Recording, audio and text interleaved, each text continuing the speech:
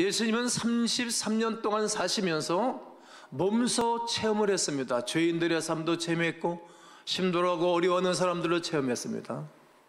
정말 만신창이가 된 인류와 도덕을 벗어난 그 사람들과 함께 우셨습니다.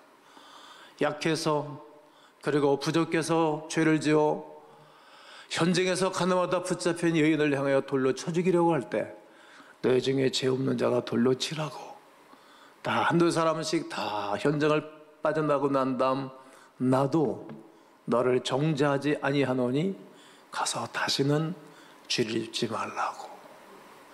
그거 다 체험한 것입니다. 인간의 죽음과 인간의 아픔을 다 깊숙이 체험한 것입니다. 예수님은 5번 성경에 우신 본문을 기록하고 있는데 한 번도 웃으셨다는 말은 없으세요. 제가 목회하면서 웃을 날이 많이 있는가, 마음이 아프고 상한 날이 많이 있는가를 살펴보면 제 마음이 상하고 힘든 날이 더 많습니다. 주님이 아십니다. 이렇게 예수님은 이 땅에 오셔서 33년 동안에 천국의 주인이신 그분이 오셔서 죄로 가득하여 실망하고 번민 가운데 살아가는 자들의 위로자가 되고 친구가 되어주고 그들과 함께 지내신 것입니다. 그것만 가지고는 인간이 구원을 받을 수 없으셔서 인간들의 죄를 담당하시기 위하여 붙잡히시고 매맞으시고 신문당하시고 최고의 악행인 십자가를 지고 골고다 산상으로 올라가는 것입니다. 사람들이 울었지만 도와줄 수 없고 사람들이 슬퍼했지만 길이 없을 때 주님은 우리의 죄악 때문에 그냥 비참하게 돌아가십니다.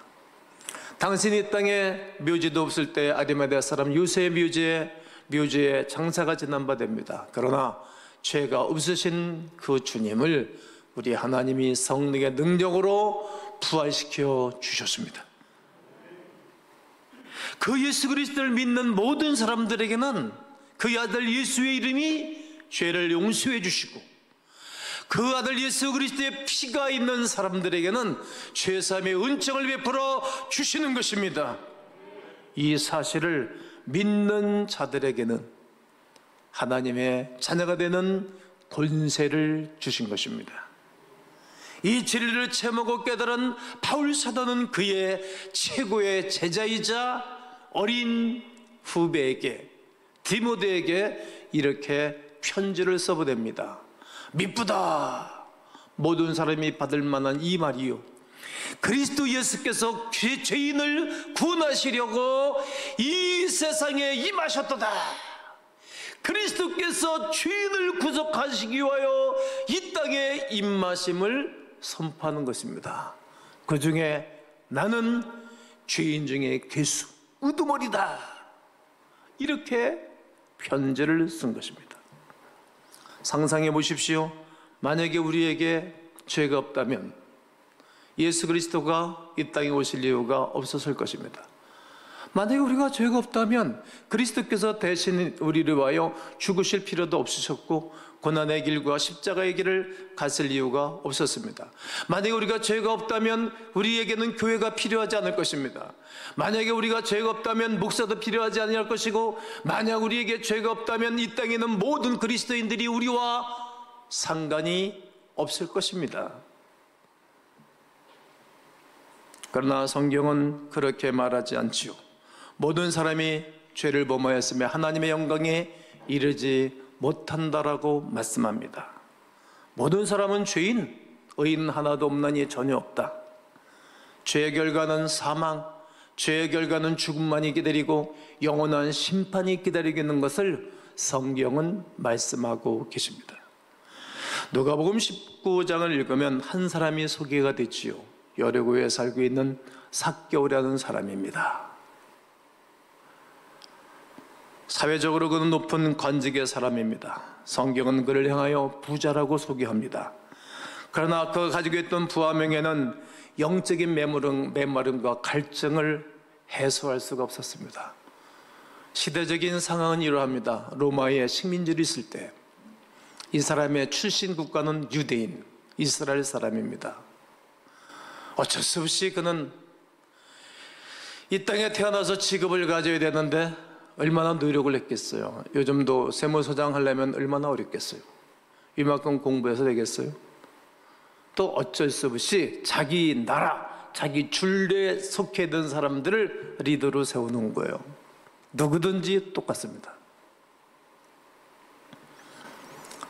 고생 열심히 인생을 살아서 고위 관직이 됐습니다. 그런데 항상 어느 조직이든지 내가 원치 않는 방법으로 가는 조직이 많습니다. 내가 원하는 조직으로 가면 좋은데 그렇지 않잖아요. 어쩔 수 없이 그는 마음이 불편하지만 갈 수밖에 없어요. 그러니까 세금을 징수하면 거기다가 업시켜가지고 착복하고 상납하고 자기도 축적을 했지요. 그러니까 돈은 있지만 돈에 대해서 행복감이 없는 거예요.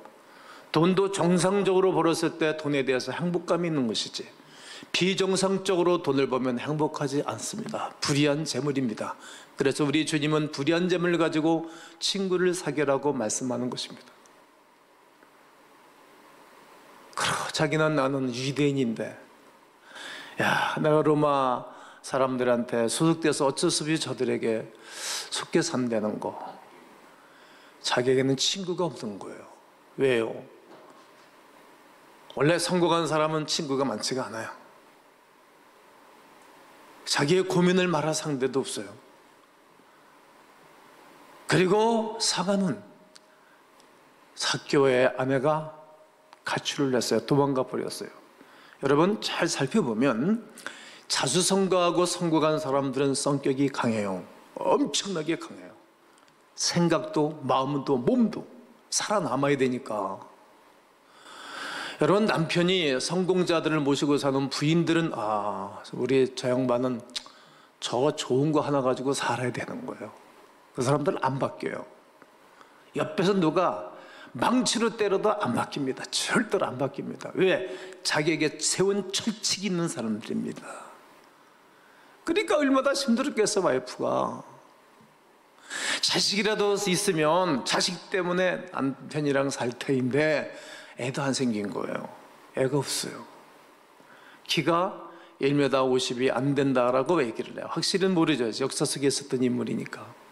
그러니까 늘 행복하지 않은 그의 인생길을 사는 가운데 예수님에 대한 소문을 듣는 것입니다.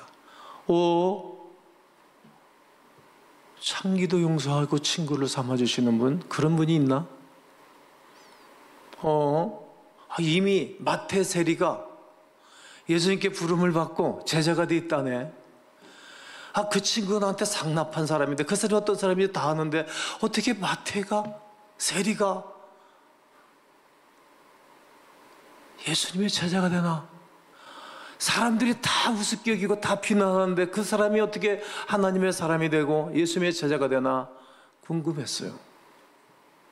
그런 분이라면 만나고 싶은 마음이 있었어요. 힘들고 지쳤으니까. 힘들고 지쳐 낭망하고 넘어져 일어날 일 전혀 힘이 없었어요. 그 주님이 지나간다는 말을 들었고 길목을 가 있는데 얼마나 사람들이 많은지 그분을 볼 수도 없어요. 원래 성공자들은 길을 찾아요. 어려움이 있을 때 반드시 길을 찾고 어려움을 뛰어넘어요.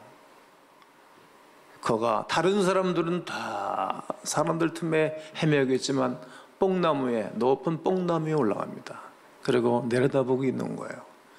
주님은 사모하는 자의 영혼을 만족하시는 분이고 상한 심령을 치료하는 분이시지라. 그를 높이 우러러보시면서 삭개오야 속히 내려와라.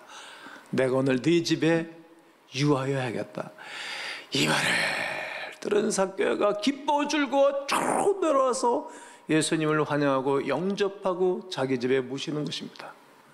그때 삭개오의 고백이 무엇입니까? 내가 누구의 것을 토속한 것이 있으면 사배를 갚겠습니다. 그리고 내 재산을 절반을 뚝 잘라 가난한 사람들에게 나눠주겠습니다. 시켜서 한 게 아닙니다.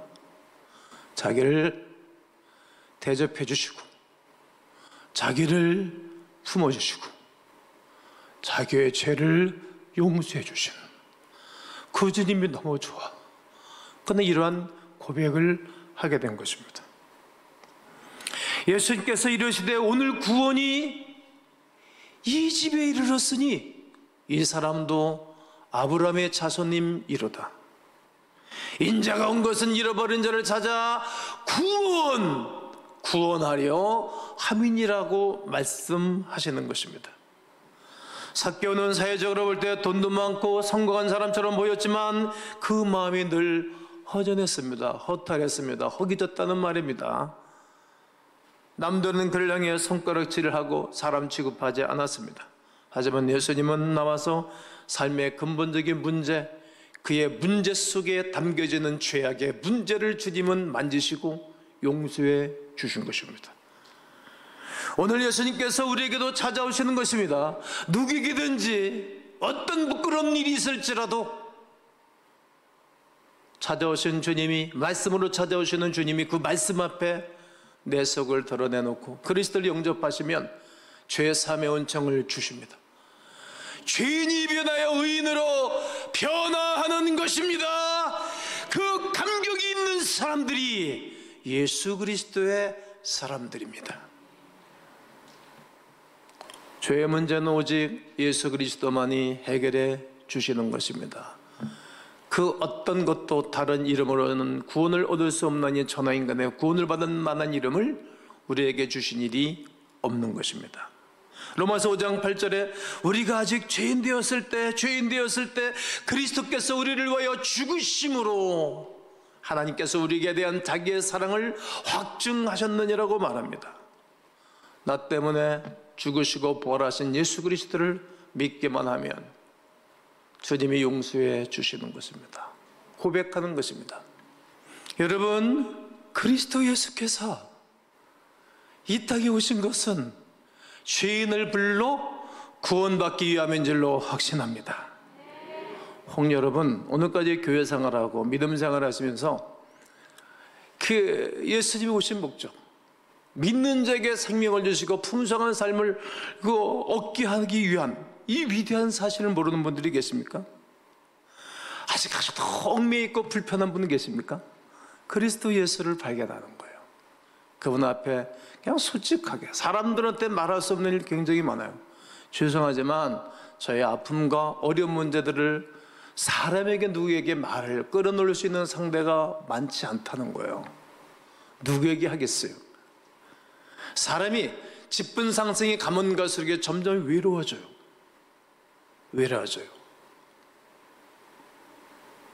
누구에게? 나를 향하여 아버지라고 말씀하신 그분에게, 친밀감 있게 아빠라고 말씀하신 그 주님께, 이사야서 66장에 어머니 같은 성령님, 어머니 같으신 그분에게, 나에게 친구라고 말씀하신 그 친구에게 형님처럼 나를 대하시는 그 주님 앞에 고백하는 길밖에는 없어요. 그때 받으시는 자유가 있답니다. 하나님이 세상을 이처럼 사랑하사 독생자를 주셨으니 이는 그를 믿는 자마다 멸망하지 않고 영생을 얻게 하려 함이니라. 요한복음 10장 10절에 도적이 오는 것은 죽이고 멸망시키는 것뿐이요 인자가 온 것은 양으로 생명을 얻게 하고 풍성히 얻게 하려는 것이라. 죄에 대한 심판은 죽음 후에만 있는 것이 아닙니다. 이 세상을 살아가면서도 죄에 대한 심판은 우리의 생활 속에서도 있는 거예요. 우리의 생활 속에서도 우리가 못 깨달아서 그런 것이지. 가정사에도 있고 자녀를 통해서도 하나님이 심판했던 일들이 얼마나 많습니까? 이유는 나를 나되게 하고 새롭게 하기 위해서 말이죠.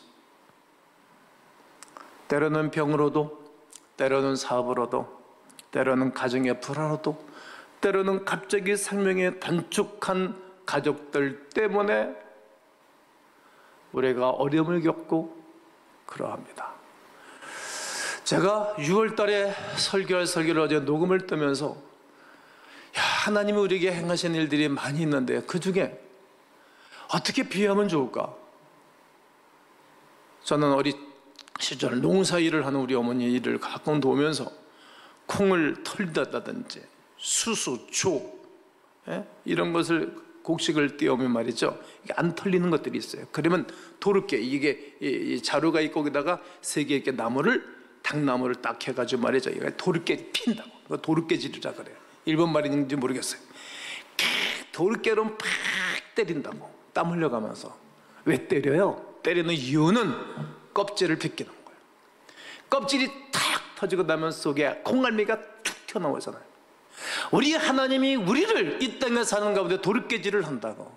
도르깨질을, 이런저런 일을 통해서. 그러면 내 속사람이 탁 새로워지는 거예요. 사람이 진실해져요. 가식을 하지 않아. 자기 인생사에 어려움이 오고 슬픔이 오고 고통이 오면 속사람이 탁 튀어나와요. 영혼이 튀어나와요. 영혼이 새로워지는 거예요. 내 영혼이 은총 입어 중한 죄짐 벗고보니 슬픔 많은 이 세상도 천국으로 화와도다. 내 영혼이 은총이 귀한 하나님의 도르깨질을 하는 거예요. 그래서 제가 예수 믿고 변화받은 것 아닙니까? 여러분 중에도 이런 고백을 거의 다 하게 될 것입니다.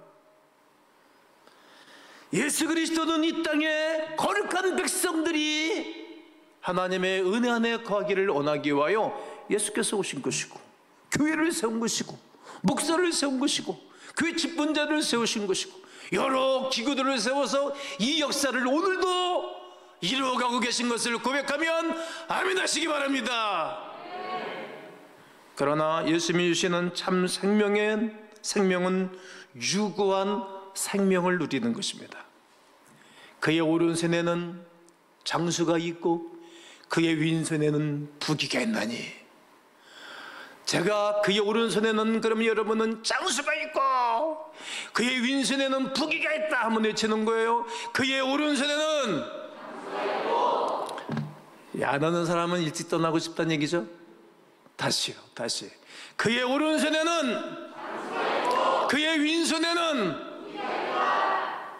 이거 좀 내 마음이 좀 영혼이 흡족하지가 않아요. 나는 설교 준비하느라고 많이 준비했는데, 다시.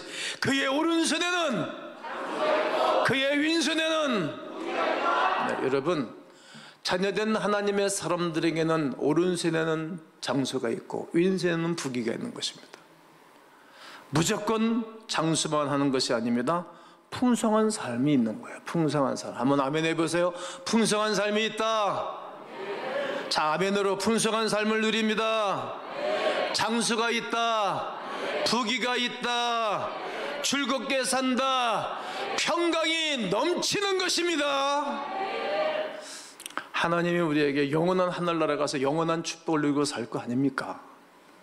그 자녀된 사람들에게 이 땅에 오른손에는 부귀가 있고 장수가 있고 왼손에는 부귀가 있는 것입니다. 그리고 그 다음 절이 17절에 그 길은 즐거운 길이요. 여러분, 믿음의 삶은 즐거운 길이에요. 여러분, 지나간 1년 동안 힘들었잖아요. 그래도 즐겁잖아요. 그 길은 즐거운 길이다. 믿음의 삶은 즐거운 길이다. 몸이 아플지라도 즐겁고, 코로나로 있어도 즐겁고, 어려움이 있어도 즐겁다는 거, 사람을 만한 세상 아닙니까? 그의 지름길은 다 뭐라고요? 평강이라. 평안을 주님이 주시는 것입니다. 다시 한번 아멘 해보세요. 풍성한 삶을 누립니다. 장수가 있습니다. 부귀가 있습니다. 즐겁게 삽니다. 평강이 넘치는 것입니다. 예수께서 이 땅에 오신 이유는 내 영혼이 구원을 받을 뿐만 아니라 풍성한 삶을 살도록 하기 위한 하나님의 뜻입니다. 여호와는 나의 목자시니 부족함이 없다. 다윗이 고백하던 말입니다.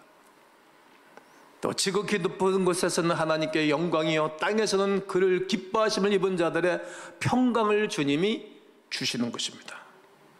여러분, 예수 그리스도를 믿고 큰 은혜와 복을 누리고 사십시오. 그것이 하나님의 뜻입니다. 그렇다면 이 복음을 증거해야 되겠지요. 풍성한 삶이란 아름다운 삶을 말합니다. 가치 있는 삶을 말합니다. 놀라운 삶을 말합니다. 그리고 남에게 유익을 주는 것입니다. 유익. 그 이웃에게 구제하는 것, 구워질지언정 꾸이지 않는 것입니다. 언제까지 꾸면서 살겠습니까? 교회가 세운 지 몇십 년 만에 이제는 교회가 빛이 다 사라진 것, 진짜 꿈 같은 얘기예요. 난 여러분 사업장에, 여러분 가정사에 빛이 다 사라지기를 주의 이름으로 축원합니다. 축복합니다. 그런 날이 있는 거예요. 구워주는 것입니다. 구워주는 거. 머리가 되는 것입니다. 영적인 권위적인 삶을 사는 것입니다. 우리 하나님 중심적으로 살아가는 것입니다. 늘 믿는 이들이 어렵고 쌔빵살이 근근한다면 그것도 얼마나 힘듭니까? 그렇게 살아도 이겨낼 수 있는 힘은 주시지만 그것이 이 땅에 살아가면서 기도 제목이 되어줘야 됩니다.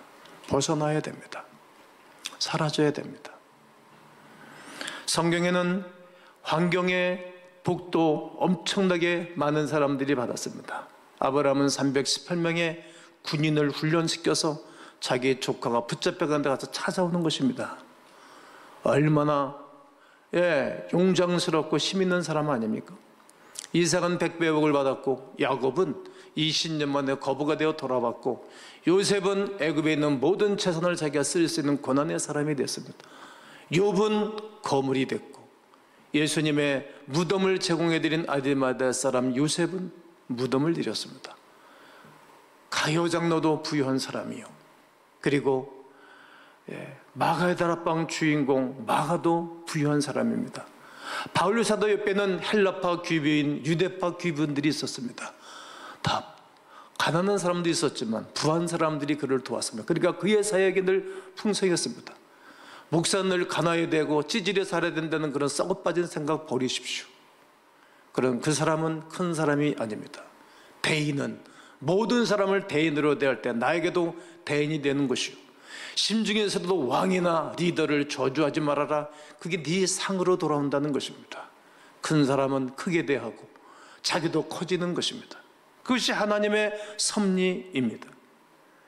다 그렇게 존귀한 사람들이 바울을 도왔고 다편에 바울 옆에 있었기에 바울은 그까지 넘어가고 물질 때문에 신경 쓰지 아니하고 복음적인 삶을 살았고 그 주변에 수없는 사람들이 의인들이 둘을 쳤고 멋진 구원의 거룩한 역사에 쓰임받게 된 것입니다.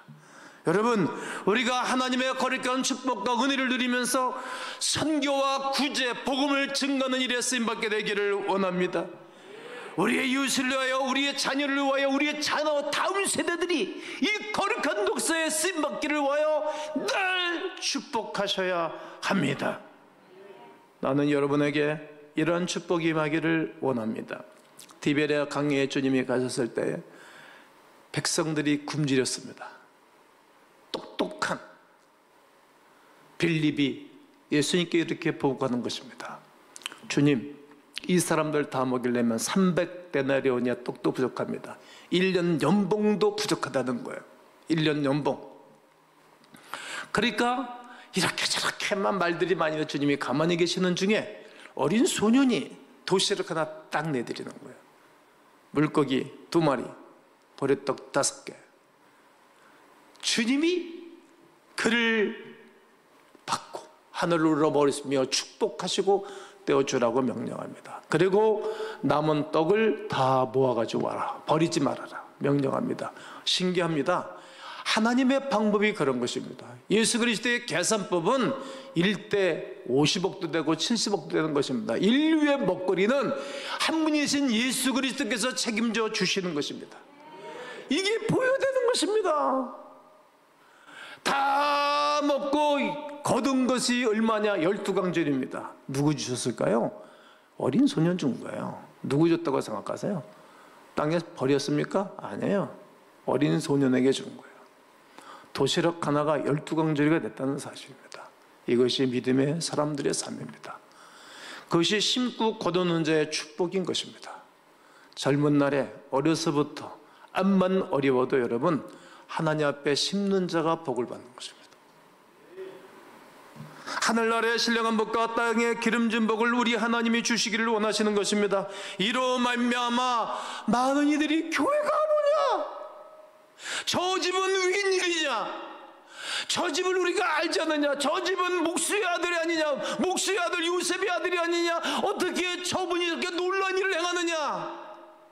이것은 오늘 여러분들에게도 적용되는 이야기고, 오늘 우리에게도 적용되는 이야기고, 오늘 우리 가움교회도 적용되는 이야기입니다.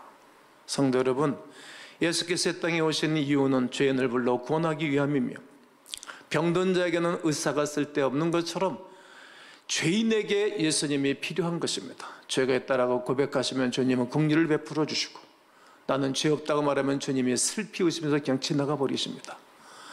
예수님이 그 삭개를 향하여 속히 내려와 내가 네 집에 가야 되겠다, 이 위로에 대한 이 말씀보다 더 귀한 얘기가 어디 있겠습니까? 여러분 마음 안에 주님이 임재하셔서 함께하기를 원하시고, 여러분의 남은 생애 가운데 주님이 함께하기를 원하시는 하나님의 거룩한 은혜와 하나님의 계획을 보시고, 또 이 거룩한 축복을 누려 오른손에 장소가 있고 왼손에 부귀가 있어 기쁜 이 땅을 살아가면서 복음적인 위대한 역사를 감당하는 온 강호민들 되시기를 주 예수 그리스도의 이름으로 축원합니다. 축원합니다.